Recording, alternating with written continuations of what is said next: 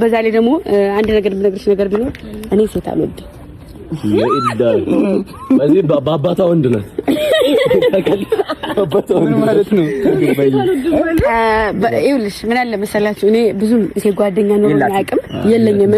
እዚህም ኢትዮጵያ ከመጣሁ ወዲህ ከስራ ውጪ ያን ያክል የምቀርበኝ አንድ ሴት አለች ኢትዮጵያ ላይ እምወዳት በጣም ማከብራት ሄልሚ ትባላለች። በጣም ነው የምወዳት።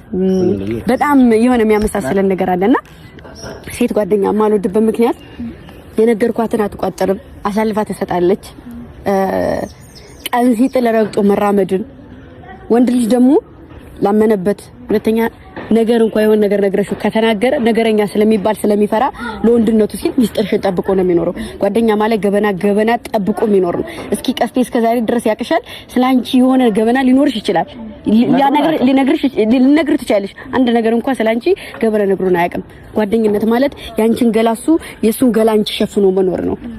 ይሄ ልብስ ስለተሸፈነን እኛ አንተነን ማለት ብዙ ሰው ስለለበሰ ብቻ ስለተቀናጣ ብቻ ከሰው የዘለለ አቋም ያለ ይመስለዋል። ገባሽ አይደለ? ግን ደግሞ እኛ ሁላችንም ልብሳችን ቢገፈፍ አንድ ነን።